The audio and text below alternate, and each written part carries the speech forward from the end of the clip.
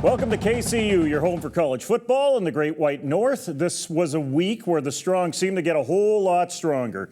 Calgary and Western continued to post an obscene amount of points, but the real dominance continued in the RSEQ Interlock with the AUS. So let's bring in Andrew Wadden, who will tell us all about Black Saturday in Atlantic, Canada. And a Black Saturday it was, Jimmy.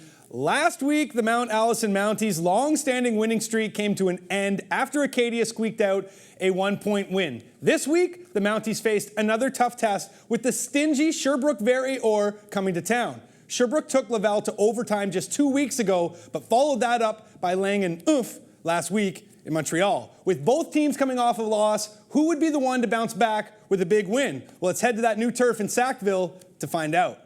And that turf was gleaming in the Sackville sun, but it was the offense of the Vert Or that was hot early on. Jeremy Rock to Jean Molson, and that's a 17-yard major. The visitors scratched the scoreboard first.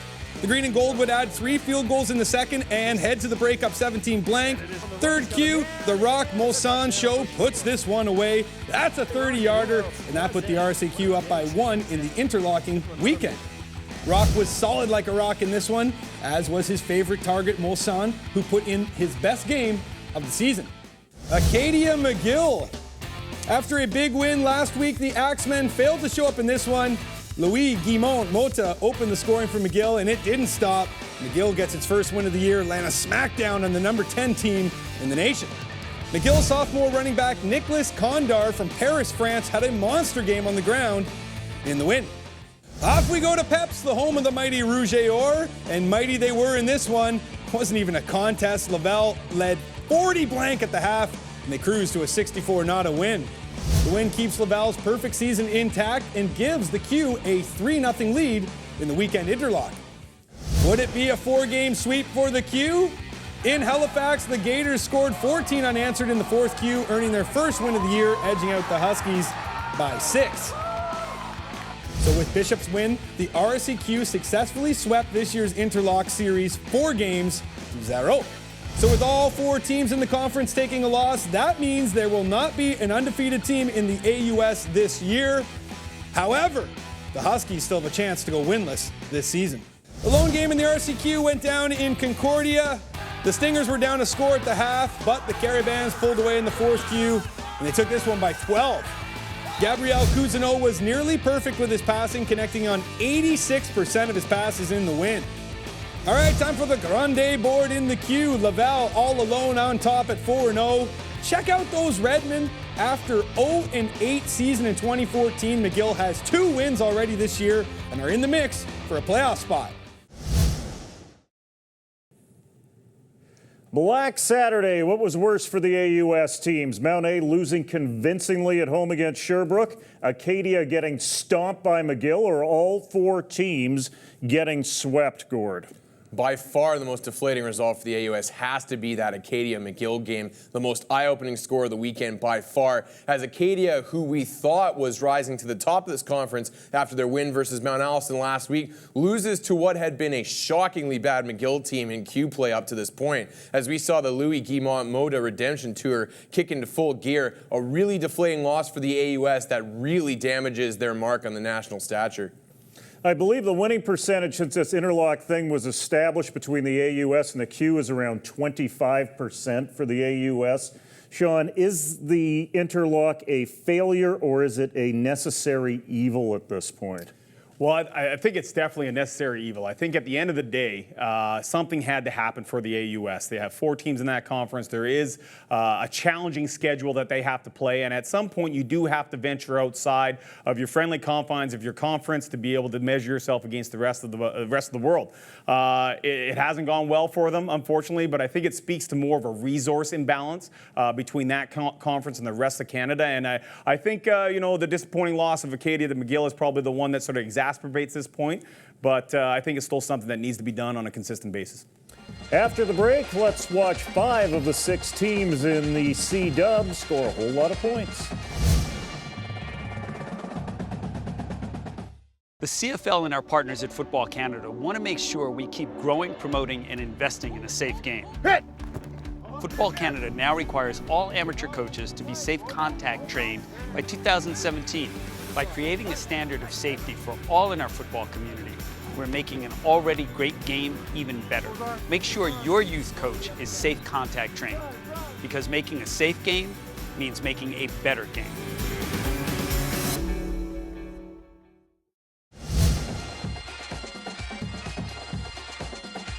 Welcome back, everyone.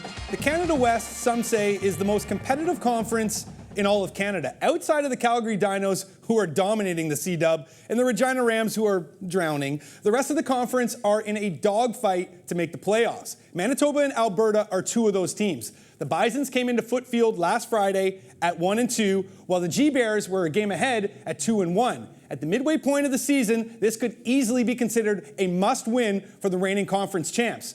But the same could be said for Alberta, who like nothing more to widen that gap over the herd. Kick this off in the first Q. G-Bears already up by 7. Ed, licensed to ill. Nicky says no sleep until the end zone. Beastie Boys fans will get that one. Alberta with a 2-score lead. Late second Q. Alberta up by 5. Ben Kopczynski unleashes the leather downfield. Tyler Henry makes the sweet grab, and he takes it to the house. G-Bears take a 9-point lead into the break. Second half, the herd begin to rumble. Alberta now up 32-25 when Jamel Lyles fields this punt and puts the G-Bears special teams on blast. The super rookie takes it 73 yards all the way to the house. That knots the game up at 32. Fourth Q, Lyles puts the Bisons ahead for good. This kid's unreal, people. That's a 33-yard major. Manitoba outscores Alberta 26-7 in the second half to take the crucial road win. Just hand Jamel Lyles the Peter Gorman Award already, as the rookie leads the nation in all-purpose yards with a stunning 255.3 yards per game. Green Dogs and T-Birds. Early first Q, UBC already down 7-0. Drew Burko connects with Julon Lynch, and the Saski lead grows to 2 scores. Second Q, Dogs up 21-5. Burko with the deep ball to Mitch Hillis, who puts on the brakes and blasts off, takes it into the UBC red zone, where Jarvis James finishes off the drive with this 6-yard score. Saski takes a 28-16 lead into the half. Third Q, Green Dogs up 28-8. This 1-yard major from Will Watson cut the lead to 13, but Saski prevails, taking this one by 16. The win improved the Huskies to 23-4 over the Birds since 1998. It also extended Saski's winning streak over UBC in regular season play to 9 games. Calgary Regina. Well, the Dinos didn't manage to put up 80 points this week, but they got pretty darn close, taking the Rams by the horns to the tune of 72-8. Rashawn Simonides caught 2 majors in the win. Calgary is second in the nation with an average of 61.8 points per game. This year, only Western is averaging more. So as we take a look at the C-Dub standings, things are about as clear as mud. 1 unbeaten team, 4 teams at 2-2, and 1 winless team. Well, they don't call it the Wild West for nothing, people. Coach Olson, can the Calgary Dinos run the table in the Canada West and right through the playoffs?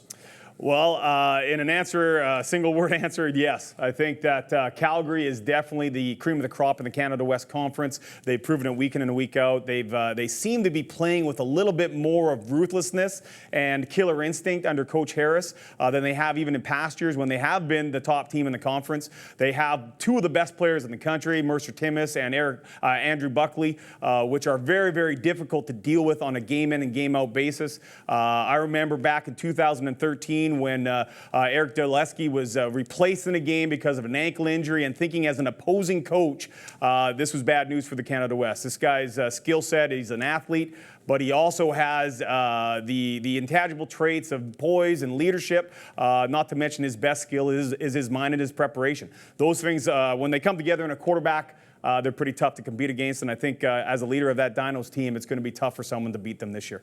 Which one of the 4 2-2 teams have the most room for growth, Gord? Well, there's a couple of different ways to look at this question. I think the 2 most talented squads in that muddle in the middle are Manitoba and UBC. And certainly with both of those teams having a young core of talent, there's a lot of room for growth there. Now, whether it's short-term growth within this season for those 2 squads or more of a longer-term growth is yet to be seen. But the team that has the most momentum out of the 4, and they're facing a stiff test the next couple of games, are the Saskatchewan Huskies by far. And if we see that newfound originality mentality in their game planning continue on to the series versus Calgary. I wouldn't be surprised if they could potentially upset Calgary in one of those two games, but it's going to have to be a very brilliant game plan from the Saskatchewan coaching staff and a well-executed fourth quarter by Drew Burko in particular, who's had his struggles in those fourth quarters. Around the bend, it's off to the land of preeminence. Krown Produce secures produce locally and from around the world for Canadian retailers. Krown Produce is also proud to secure sponsorship of university football on Shaw. Krown Produce, supporting Canadian retailers and Canadian amateur football. Hey everybody, thanks for sticking around to KCU. It's time to talk to the experts, Gord Randall and the coach himself, Sean Olson, in this week's edition of X's and Olson.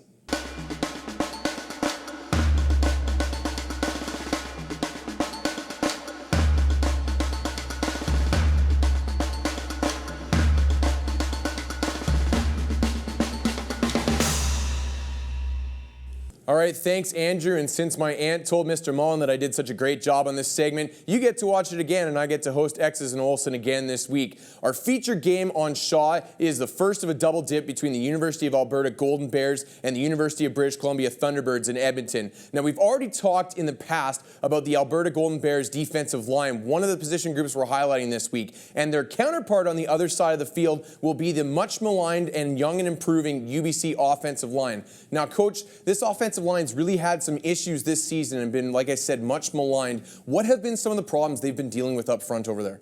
Well, first off, I think that there's a bit of a misconception that they've been as bad as some people have been saying they have been. Well, look here, right out here at the first shot. First off, one of the things I want to point out to you is that you have a bunch of young players. There's a first-year guy here, another first-year guy here, there's a second-year guy here, we've got a second-year guy here, and you've also got a fourth-year guy, the veteran of the unit, playing left tackle. All right, let's roll this clip here right now. So you've got the University of Saskatchewan right here. We've got a man scheme for the offensive line. They've locked up their center versus the best defensive lineman in Canada West. Right here, let's freeze it right here. Same scheme. UBC employs a man protection scheme. The issue here is that there's opportunities to exploit one-on-one matchups. Right here, you've got Levi Hua, who was last week playing defensive tackle for the Thunderbirds, now starting at center versus the best defensive lineman in the Canada West, Donovan Dale. Let's roll it forward. You're going to see what happens over time when that matchup takes place over the course of a game. Our next clip here is going to be an overload pressure from the University of Calgary in week one. Now, one of the things that's never talked about when you're talking about offensive line play is your connector positions, tight ends, H-backs, tailbacks. They have massive responsibility in pass protection and in the run game. Right here's an example of how those connector positions have led to the problems that the offensive line has. Let's roll this clip forward. Pause it right there. You can see right here that there is a young player at the running back position. That's Ben Cummings, part receiver, part running back. He's in there. He's unsure a little bit of what his responsibilities are. That puts a lot of pressure on Michael O'Connor to make sure people get things right and are set up the right way. All right, let's roll it forward here and pause. Right here, you've got a zone scheme now because of the overload pressure. They're bringing 7 defenders here on for the UBC passing play. UBC has only got 6 offensive protectors, one of them being a running back. Right here, you see the protection has been called to the offensive right. You have a zone protection. You see the offensive line taking care of the responsibility. A little bit of seepage here inside, but for the most part, a pretty solid job done by the offensive line in an overload blitz scenario. The problem here is we've called the protection to the wrong side. 2 players off the edge. One of those guys is always going to be the quarterback's man. But the problem here is the running back's taking the wrong blitzer, takes the shortest path to the quarterback, does not do a good job on his man, and now you have a situation where Michael O'Connor's under pressure, getting hit after he's thrown. Let's roll it forward. Right there, under pressure, incomplete pass. So as you can see, the problems that UBC is having on its offensive line are not only the offensive line itself, but the connector positions that are a huge part of protection and in the run game. The issue moving forward for UBC is to get some continuity on that offensive line so they can start to work as one harmonious unit. Moving forward, if they don't fix this issue, this is going to be a big issue for them. They haven't run the ball effectively, and that's a huge part of helping an O-line be effective. We'll see how things move forward this week versus the University of Alberta. It will be an important facet in the game. All right, guys, thanks for that. Always educational. Let's get back, though, to last weekend's action. The OUA season so far has been a tale of two teams, the unbeaten Western Mustangs and the unbeaten Guelph Griffins. However, at 4-0 apiece, it's arguable that Guelph has played the tougher schedule thus far. After beating Mac last week, the Griffins faced yet another formidable opponent this week in the Ottawa GGs. Would it be Ottawa that finally gives the Griffins its first blemish of the season? Let's head to Alumni to find out. Yeah, it didn't take long for Guelph to put points on the board. Griffin's first drive of the game, James Roberts to Jacob Scarfone. That capped a 4-play, 60-yard drive, 7 blank for the Griffins. Minutes later, John Rush picks off Ottawa pivot Derek Wendell, takes it to the Ottawa 17. That leads to this Adre Fraser touchdown from James Roberts. Before the first Q ended, James Ingram takes the pass from Roberts into the GG's red zone. A few plays later, Roberts calls his own number and scampers in for the score. Guelph leads 28-0 after the first Q. Second Q, and Ottawa gets on the board. Wendell with the deep ball to Mitchell Baines. We head into the halftime with Guelph up 35-10. With the game out of reach late in the fourth Q, though, Wendell unloads a cannon towards the sidelines. Two Griffins defenders collide. Ian Stewart goes unscathed into the checkerboard, but this one, it wasn't even a contest. Guelph takes it by 22. Roberts put up his best performance of the season, while his counterpart Wendell put up some unreal numbers in the loss. Well, let's see if Western can keep pace with Guelph. Homecoming at UWO with the Ravens in town, and the Blackbirds took a beating in this one. Western put up 765 total yards on offense, en route to a 56-point victory. The Purple Ponies join the Griffins at 5-0 on the season. Western pivot Will Finch is first in the nation in completions with 111 and first in total yards with 1,719. An announced crowd of over 10,000 was on hand to take in this one. The Lancers with a huge upset. They earned their first win of the season, getting by those Golden Hawks by 4. Spencer Trinier's interception late in the fourth led to a Terrence Crawford touchdown that earned the victory for Windsor. Queens on the road in the T-Dot. Starting the second Q, Gales in the Blues red zone where Nate Hobbs connects with Peter Hannon. It's 8-0 Queens. 9 seconds before the half, Hobbs airs one out. Doug Corby comes down with a leather and rolls his way into the fake blue grass. That makes it 15-0. Queens goes on to take this one 37-18. The win moves the Gales a game above 500 and equals the same amount of wins the team had last year. Mac is 4-1 after pounding York by 57. Asher Hastings with a massive day for the Marauders, passing for over 300 yards in 4 majors. 2 of those majors landed in the hands of KCU all-name team member Danny Vandervoort. So here's a glance at the OUA standings. As mentioned, Guelph and Western, yeah, they're still unbeaten, and they could remain that way as the two do not face each other this season, unless, of course, it's in the playoffs. Guys, have we got to the point where it's clear enough that there are only 2 Yates contenders, Guelph and Western? Gord?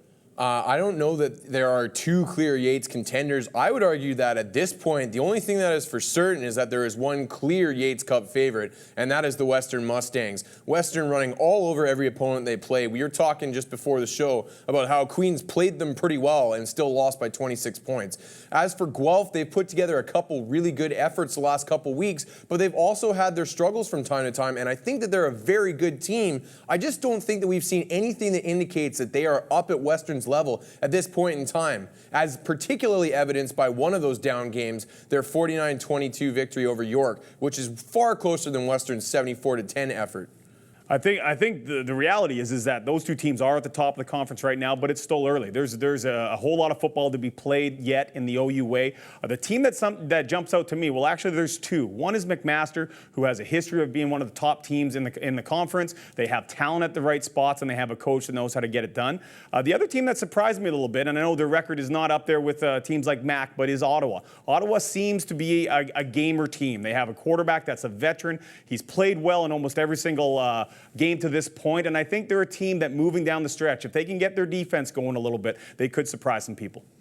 At the halfway point of the OUA season now, we've also got some clear trends in the Canada West and Quebec. I don't think it's too soon to look at Heck Creighton candidates, do you? No, I think that's one of those things that week in and week out there is a Heck Creighton watch, and I think this week you saw two guys separate themselves. I think Mercer Timmins is definitely one of the better players in the country, but I think the way that Calgary played without him in the lineup hurts his case as a Heck Creighton award winner. I think Andrew Buckley is the guy for me, but also Will Finch is a guy that has really played well to this point, and their stats to this point have been mind-blowing. You have 74% completion for both of those quarterbacks. At the college level, that is unbelievable. And those two guys I would be my front runners to this point.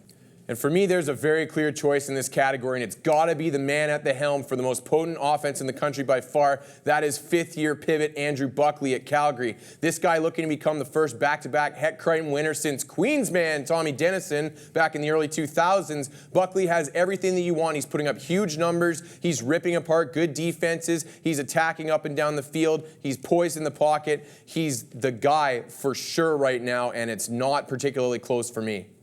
Now let's take a look at the games in your neck of the woods.